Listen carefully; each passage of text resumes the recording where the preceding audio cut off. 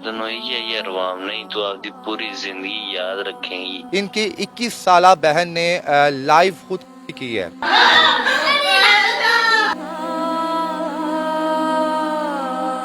वो सिर्फ उसकी जान लेना चाहता था। एंड तक उसका लास्ट वाला मैसेज भी उस लड़के का ये था कि बस गई, और वैसे ही उसने वीडियो कॉल बंद कर दी।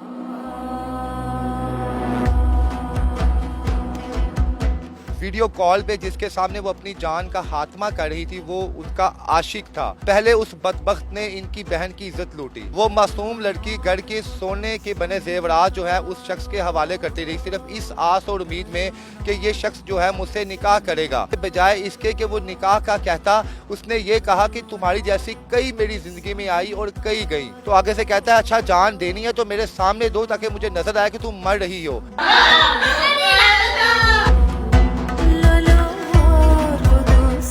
थोड़ी जिद सी उन्हें ताड़ी धी नाल गलत काम करना है, थोड़े जो कामयाब हो गया हुण सानू कोई पार नहीं। कितने साल रिश्ता रहा आपकी बहन का उनके साथ? 2-3 साल हो चुके। क्या कहता था कि रिश्ता मैंने नहीं करना? रिश्ता नहीं करना हमने, बस जो मेरा बेटा जिद कर लेता है ना वो पूरी करता है। जिद क्या थी कि गलत काम जिद यही थी, गलत काम करना, हवस का निशाना बनाना या उससे पैसे लेना, उसे जेवर लेना। बहनों वाले और बेटियों वाले ऐसा काम नहीं करते। उसकी 60-70 कॉल आई है, उसके बाद जब लास्ट कॉल उसने वो की है वीडियो कॉल जहाँ पे मेरी बहन अपनी जान दे चुकी है। मैंने बदला लेना है उसका, जैसे उसने किया है ना वैसे ही हम उसको लटकता तड़पता इसका भी खानदान देखे कि बेटियां और बेटे किस तरह से रखे जाते हैं।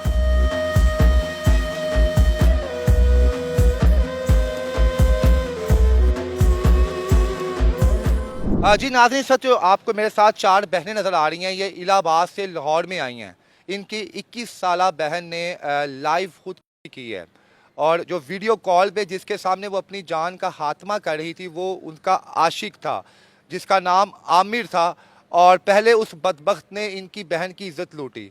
उसके बाद जब उसका दिल ना बढ़ा इस चीज़ से तो ये कहा कि तुम्हें अगर मुझसे मोहब्बत है तो मुझे अपने घर से कीमती चीज़ें उठा के दो, मुझे नया मोबाइल खरीदना है, शॉपिंग करनी है।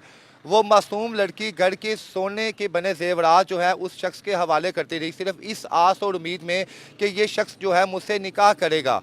जब बात हद से ज़्यादा गुजर गई तो उस बच्ची ने चीखना चिल्लाना शुरू कर दिया और कहा कि खुदा का वास्ता है अब तो तुम मेरे साथ निकाह कर लो। तो आगे से बजाय इसके कि वो निकाह का कहता, उसने ये कहा कि तुम्हारी जैसी कई मेरी ज़िंदगी में आई और कई गई, तुम मेरी तरफ से बाहर में जाओ। और वो लड़की कहती है मैं अपनी जान दे दूंगी। तो आगे से कहता है अच्छा जान देनी है तो मेरे सामने दो ताकि मुझे नजर आए कि तुम मर रही हो। और फिर वीडियो कॉल में वो लड़की जो है उस लड़के के सामने अपनी जान दे देती है। और उससे ज़्यादा तकलीफ अलमिया ये है कि उस लड़के का बाप जो बड़ा सूफ़ी बना फिरता है, जब उनके पास इनकी बुजुर्ग माँ जाती है और कहती है कि पायन देख लो साड़ी धी इस वक्त बदनाम हो गई है, खुदा दा वास्ता रिश्ता कर लवो क्योंकि असी भी ताड़े महल्लेदार हाँ, सब कुछ हाँ। तो आगे से कहता है कि रिश्ता तो मैंने कोई नहीं करना, मेरे पुत्र की एक जिद ही है, और जी जिद पूरी कर ले वो करता ही करता है। ਉਹਦੀ जिद सी उन्हें ताड़ी धी नाल गलत काम करना है, थोड़े जो कामयाब हो गया हुण सानू कोई पार नहीं। आगे से जो DPO साहब है उन पर कुर्बान जाया जाए। वो इन्हें यही कहते हैं जनाब कि आपकी 4 बेटियां, एक मर भी गई तो क्या हुआ। ये कहानी का आगाज़ कहाँ से होता है और कितना तकलीफ दे लम्हा था जब इन्होंने अपनी बहन को लटकते हुए देखा। अस्सलाम वालेकुम। वालेकुम सलाम। मेरी बहन हुआ क्या था, उस आपको जो बहन है उसकी उम्र कितनी थी और जो लड़का था उसके साथ दोस्ती किस तरह हुई थी? वो साथ एक मोहल्ले में हम रहते हैं इलाहाबाद ठीक में। है, इलाहाबाद में। वो एक दूसरे के ना अभी मैं से कॉलेज में जाती थी ना तो उसकी सिस्टर भी उसके साथ ही पढ़ती थी, वो ही हमारे घर आती जाती थी।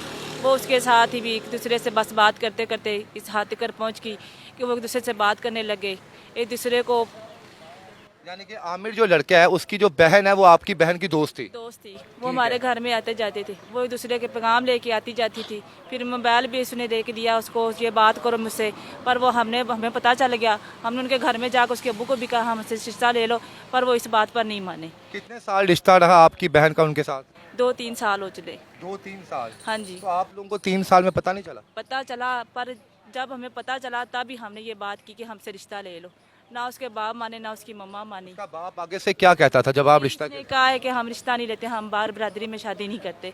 हमारे बेटे ने जो भी करना है वो इससे प्यार करता है नहीं करता जो भी है, उसने मेरी सिस्टर के साथ जो भी किया हमें सब पता। वो डर गई थी कि मेरे घर वाले मुझे क्या कहेंगे, हमने बार बार कहा, घर में भी बुला कर उसके घर में भी गए हैं, हमसे रिश्ता ले लो, पर उन्होंने हमारी कोई बात नहीं मानी। आगे से क्या कहता था कि रिश्ता मैंने नहीं करना? रिश्ता नहीं हमने करना, बस हम बिरादरी में बाई नहीं करते। बस रिश्ता नहीं करना हमने, बस जो मेरा बेटा जिद कर लेता है ना वो पूरी करता है। जिद उसकी जिद क्या थी कि गलत काम जिद करना? यही थी, गलत काम करना, हवस का निशाना बनाना, या उसे पैसे लेना, उसे जेवर लेना, जो भी चीज आए बस वो ले जाता है। बहन तालिबे इल्म थी? हाँ जी, किस क्लास में पढ़ती थी वो? सेकंड ईयर में। सेकंड ईयर में? सेकंड ईयर में, हाँ जी। और जिस वक्त उसकी डेथ हुई है उस वक्त क्या सीन था, कैसे पता चला आप लोगों को कि उसने अपने जो है जान का खात्मा खुद कर लिया? वो हम लोग घर में नहीं थे, ये मेरी बहन घर। मैं घर पे मौजूद थी ना, तो मैं जब अंदर गई हूँ ना, विंडो से मैंने देखा कि विंडो का जो शीशा है वो ग्रीन कलर में है, तो मैंने उसको इस तरह से साइड पे हाथ रख के मैंने देखा है, तो मुझे नजर आई कि ये लटकी हुई है, तड़प रही है। जैसे ही मैंने अंदर से शीशा तोड़ के मैंने अंदर छलांग लगाई है उसको बचाने के लिए, तो सामने तकिए के ऊपर मोबाइल पड़ा है, वीडियो कॉल चल रही है, और वो शख्स उसने हमारा घर का दरवाज़ा नोक करके ये नहीं कहा कि आप ही अपनी भाई की जान बचा लो, ये अपनी बहन को बचा लो, अपनी बहन को, इसको कुछ हो रहा है। लेकिन नहीं, उसने सिर्फ इस्तेमाल करना था, उसकी ज़रूरत पूरी हो गई थी, वो सिर्फ उसकी जान लेना चाहता था। एंड तक उसका लास्ट वाला मैसेज भी उस लड़के का ये था कि बस गई, जान निकल गई है तुम्हारी, और वैसे ही उसने वीडियो कॉल बंद कर दी। मैं कहती हूँ मेरी ये जोली है, इसके घर भी बहनें हैं ना, इसकी भी माँ है। बहनों वाले और बेटियों वाले ऐसा काम नहीं करते, बहनों वाले इज्जत वाले होते हैं, इन्होंने हमारी इज्जत को बदनाम की है।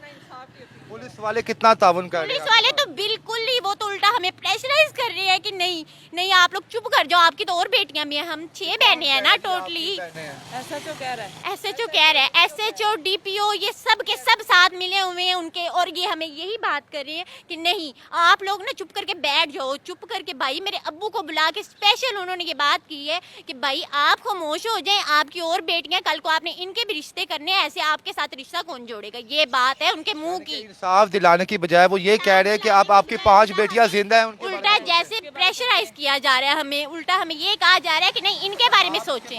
कौन कौन से सबूत मौजूद हैं जिसमें आप ये समझ सकती हैं कि इन सबूत की बिना पे उस लड़के को जो है सजाए मौत या कैफरे किरदार तक पहुंचाया मेरी जा सिस्टर के मोबाइल में हर एक चीज मौजूद थी, वो मोबाइल इन पुलिस वालों के पास है, इन जलील लोगों के पास मौजूद होने के बावजूद, या तो होना कि आपके पास प्रूफ मौजूद नहीं है, तो आप लोग कह रहे हैं कि नहीं हम तो आपका साथ नहीं दे सकते, आपके पास हर एक चीज उनके पास मौजूद है।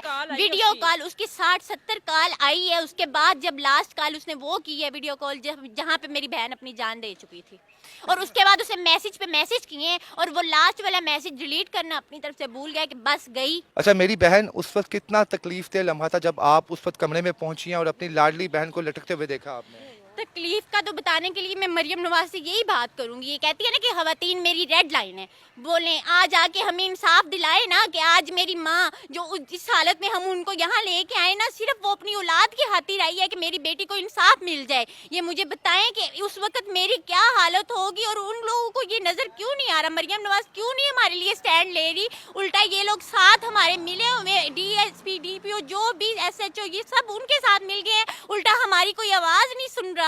मैं कहती हूँ हमें इंसाफ चाहिए, मरियम नवाज से मेरी ये अपील है, अगर वो इतनी ही खवातीन के हक में बेहतर है ना, तो हमें इंसाफ दिलाए। हमारे सामने उस लड़के की मौत हो, हम उसको वैसे ही लटकता हुआ तड़पता हुआ देखे जिस तरह से मेरी बहन की जान निकली है। मैं उस दिन से, जिस दिन से मेरी बहन उसकी ये कंडीशन है ना, मेरे ज़हन में एक यही बात है कि मैंने अपनी बहन का बदला लेना है, मैंने बदला लेना है उसका, जैसे उसने किया है ना वैसे ही हम उसको लटकता तड़पता, इसका भी खानदान देखे कि बेटियां और बेटे किस तरह से रखे जाते हैं, किस तरह से बर्दाश्त करते हैं वो लोग ये सदमा।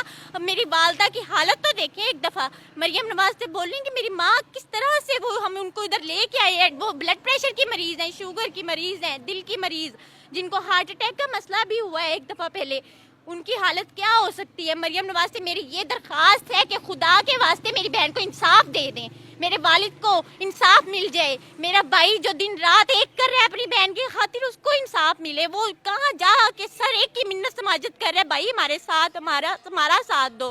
ठीक है हम गरीब है, हम इस तरह के हैं कि हम नहीं अपना कुछ कर पा रहे, लेकिन हम मरियम नवाज तो कर सकती है ना, वो तो बहुत बड़ी है, वो तो सब कुछ कर सकती है, वो तो खवातीन को कहती है मेरी रेड लाइन है। तो आज खवातीन के असूल के लिए बात हो रही है, उनको सुनाए ये बात, मेरा ये पैगाम उन तक पहुँचाए कि ये जो जान हमारी हमारी गई है ना, इसका अजाला होना चाहिए, वरना हम अपनी जानें दे देंगी। हम भी नहीं, दुनिया में कोई लड़की तब तक जिंदा नहीं रहेगी जब तक मेरी बहन को इंसाफ नहीं मिल जाता। मेरी बहन आला अफसरान के नाम आप क्या पैगाम देंगे? हमारा सिर्फ यही पैगाम है, हम हाथ जोड़कर यही कहते हैं डीआई साहब से भी हमें इंसाफ चाहिए और हमें हर सूरत चाहिए। हम बहुत परेशान हैं, हमारे साथ कोई भी नहीं है, हमारा एक ही भाई है और एक हम बहुत ही परेशान हैं, हमसे कुछ भी नहीं हो रहा। ये 4 बहनें इस वक्त यहाँ पर अपनी बुजुर्ग वालदा को लेके आई हुई हैं और सिर्फ इसलिए कि इन्हें इंसाफ मिल सके। इस स्टोरी को आप मैक्सिमम शेयर करें ताकि मरियम नवाज साहबा को पता चल सके कि उनके जो काबिल अफसरान हैं वो आगे से जो लोगों के साथ किस तरह का बिहेव करते हैं, वो आगे शहरियों को क्या कहते हैं कि जाओ आपकी बाकी बेटियां जिंदा हैं, उनका आप ख्याल रखो, एक मर भी गई तो उसकी कोई परवाह नहीं। मुझे उम्मीद है जब ये वीडियो अपलोड होगी और मरियम नवाज साहबा तक पहुँचेगी तब इन बहनों को ज़रूर इंसाफ मिल पाएगा। इसके साथ ही इजाज़त है, अल्लाह हाफिज़।